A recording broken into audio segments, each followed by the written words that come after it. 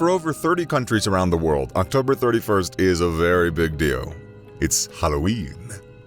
Trick or treat, witches, zombie costumes, jack-o'-lanterns, and lots of candy. In countries such as the US, Canada, Australia, the UK, and Ireland, Halloween is simply huge. Every year, Americans alone spend around $10 billion on candy, costumes, and decorations. Retail businesses love it. But Halloween's origins come from a very different past. The past that goes back thousands of years to ancient Celtic traditions. Since then, it's gone through several transformations, being celebrated throughout Ireland, Britain, and Europe before becoming a massive event in North America. And yet, despite the mass commercialism of Halloween today, there are still many elements that exist from the early days in Celtic Ireland.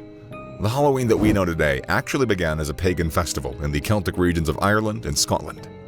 The Celts were an Indo-European people who are thought to have originated near Greece. They arrived in Ireland in approximately the year 500 BC. They were polytheistic and had a deep connection with both their natural world and the afterlife. One of the most important days on their calendar was November 1st. It was a festival called Samhain. Or at least that's how it appears phonetically to us, but it's actually pronounced Samhain. And it marked the final day of summer and the harvest season. Samhain also signaled the beginning of the winter darkness, which was also a time of increased mortality due to the cold winters. It was basically their New Year's Day. The Celts believed that on this day, the walls separating the living from those in the afterlife were at their flimsiest, making it easier for spirits and ghosts to pass through into the living world. This naturally made many people fearful that they would bump into spirits that they did not want to. It worked both ways, though, because it was an exciting chance to meet loved ones who'd passed away.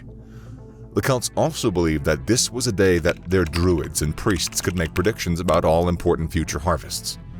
They celebrated the occasion by sacrificing livestock such as cows and then throwing the bones onto huge fires. These bonfires are now what we call bonfires. Very fun fact, and they are another tradition symbolic of Halloween. The Samhain festival also introduced the most crucial part of modern-day Halloween: costumes. The Celts darkened their faces with ash and they wore costumes, usually animal skins or heads. This was done to deter evil spirits that might have entered the world of the living. But it wasn't done just as a deterrent. Wearing costumes was all about transformation, because at its core, the Samhain festival was all about transforming summer into winter, bad harvests into good harvests, and the living into the dead. This is the key theme to Halloween today. Dressing up and transforming into someone or something else. Whether it's a witch, zombie, nurse, or mummy, wearing costumes allows us to become different entities. It's exciting and it's pure escapism. By around the year 40 of the AD, most of the Celts had been conquered by the Romans, and in the 5th century, Christianity took hold. The Romans had their own religious customs and festivals, and one of their biggest priorities was to replace Celtic paganism with Christianity. In the year 1000, Christianity had spread across much of Europe. On November 1st, All Souls' Day had become an important day for Christians to pray for the souls of the dead. It was very similar to the Celtic Samhain festival, and it was also called All Hallows Day, or Holy Day.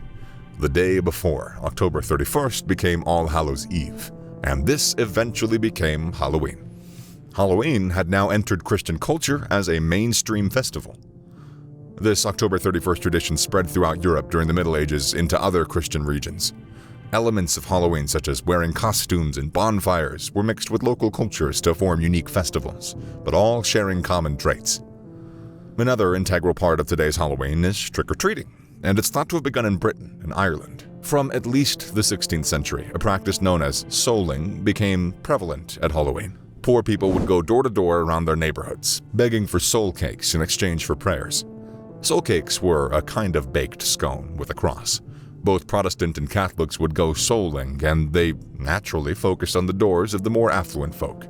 Just as with modern trick-or-treating, the underprivileged would often don costumes as they went souling. These costumes weren't ghoulish or scary, though. They were just colorful and worn to appeal to people whose houses they visited. The practice of souling would later take off in the New World, when British and Irish settlers took their customs across the Atlantic. The Scots took things a bit further, with a custom similar to souling called guising. Guising was all about tricking or scaring people, which also included sinister or spooky costumes. Both souling and guising would soon become key features of Halloween in North America. The emergence of the first jack-o'-lanterns also started in Britain and Ireland. Although there are no written records of the time, many historians believe the practice first began during the Samhain festivals. Due to the scarcity of pumpkins, though, it's thought that the first jack-o'-lanterns were carved from readily available turnips. In the 1700s, people in Ireland and Britain took to carving jack-o'-lanterns and lighting them from the inside. Again, these were mainly made from turnips and featured grotesque faces that were designed to scare away evil spirits. When the first English and Irish settlers went to America, they brought their religious festivals and traditions with them. The Puritans of New England were fiercely anti-Catholic and banned any festivals relating to Catholicism or paganism, which included Christmas and Halloween. However, this was ignored by the hordes of other settlers who had come from Britain and Ireland. The first Halloween celebrations in the US were lively community affairs featuring dancing, singing, bonfires, and feasts. Just as their ancestors had done back in the old country, the early settlers associated Halloween with the change of seasons and the upcoming harvests. The supernatural element was still very much part of Halloween, though, and people told ghost stories and they wore costumes. Carving jack-o'-lanterns was another custom brought over from Europe, although by now the American settlers were using pumpkins instead of turnips. Not only were pumpkins far easier to come by in America, but they were softer and much easier to carve. It wasn't until the 19th century that Halloween really took off in North America. Droves of immigrants from Ireland and Britain came to the New World in search of land, work, and opportunity. When the potato famine hit Ireland in the mid-19th century, American ports were full of incoming families from rural and urban Ireland. As they settled up and down the East Coast and then made their way inland, they took the Halloween traditions with them. By now, Halloween was very similar to how we know it today. Costumes, bonfires, trick-or-treating, and jack-o'-lanterns were all commonplace. The settlers in Canada followed suit, and by the end of the century, children dressed in costumes and begging for treats was accepted throughout North America. Despite this, the mischievous pranks and troublemaking by children was still somewhat of a problem, and October 31st was known as Mischief Night.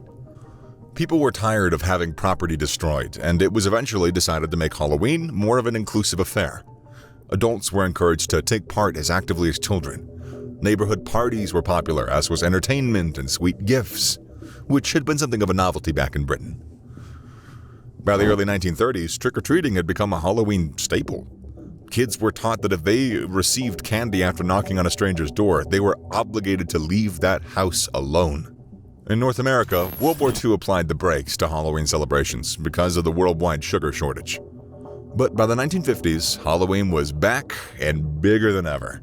By now, Halloween specials were on TV, and it was portrayed in movies and books, and schools were devoting entire days to the festival.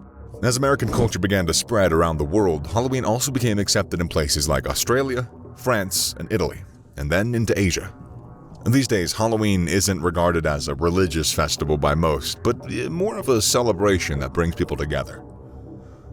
Almost every country and culture around the world has some kind of festival or ritual that observes the relationship of the living with the dead.